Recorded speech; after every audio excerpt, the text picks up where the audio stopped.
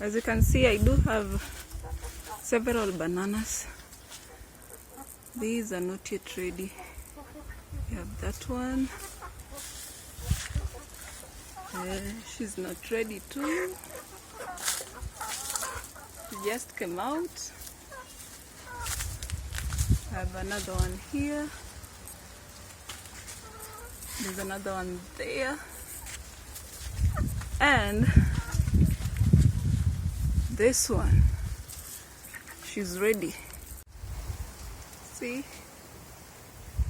She's ready. She's way ready. I have to remove her before the birds start pecking at her. Yeah.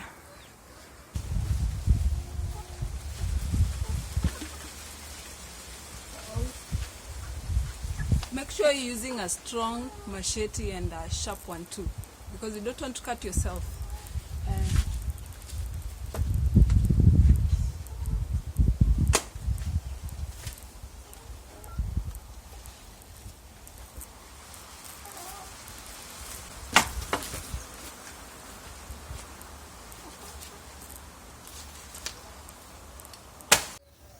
Okay, this is our banana. I've already removed some bunches. As you can see, some are already ripe, but I want to cook them. So I'll cook the green ones and leave the ripe ones alone. So I remove the bunches from the spine. I don't know what this is called. I call it the spine of the banana. But all you want to do is cut the bunches out like so.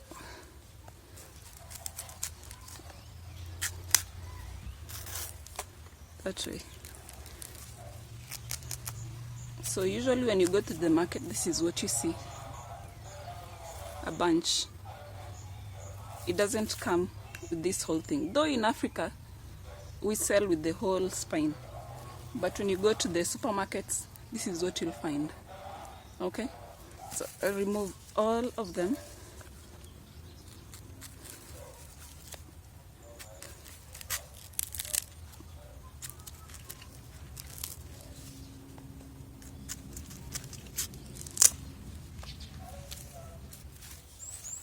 So you want to remove all the green ones and leave the ripe ones. The ripe ones you can give the kids and let them eat them.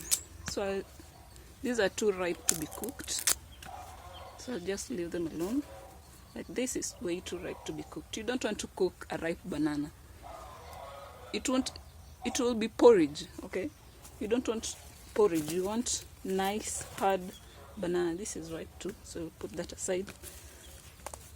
Slightly ripe aside. These are okay.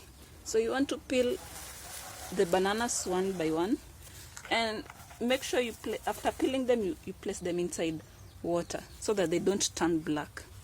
Okay, if you've ever peeled a banana, you know if you peel it and leave it without putting it in water, it actually turns black.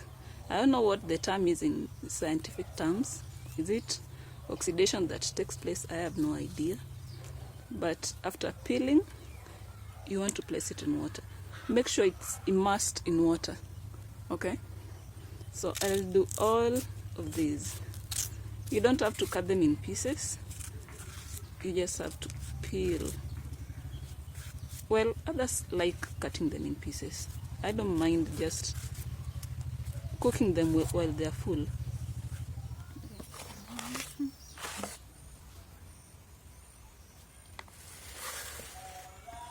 Okay, here we are, all done, but there are some that still have dark marks, or the green patches are still there. Don't worry if you have such, just scrape them off. Scrape them off and they'll come right out.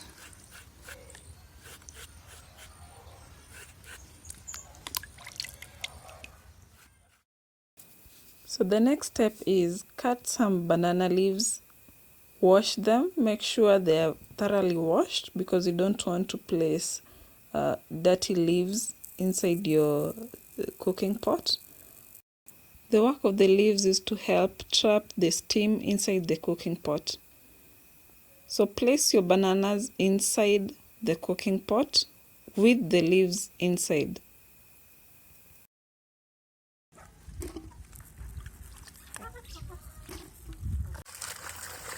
This is how you wash your leaves. Make sure you wash the inside and the outside. Cover the bananas with the leaves, so the leaves are on the bottom and on the top. Add salt to taste. Place the salt in water, dissolve it, and pour the water inside the cooking pot. You can either do this or pour the water inside the cooking pot and add salt later. Whichever way you prefer, it works.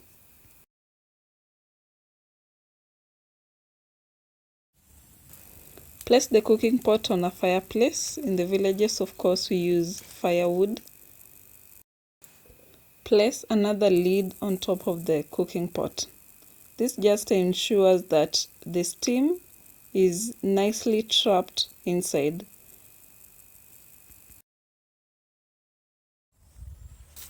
Within 30 to 45 minutes, the bananas are ready.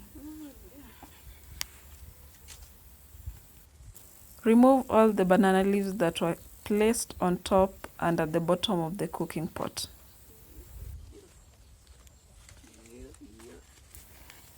Your bananas should be nicely yellow in color.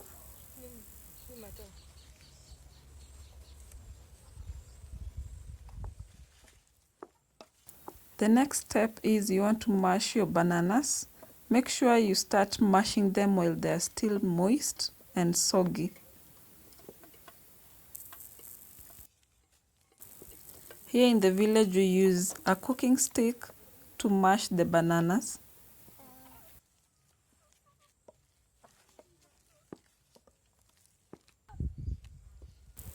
Continue with this process until you get a nice smooth consistency.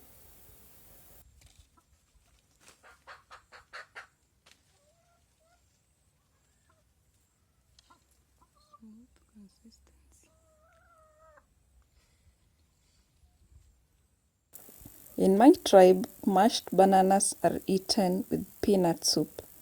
It can also be eaten with any other stew, but mostly meat. Okay, that's it for today, guys.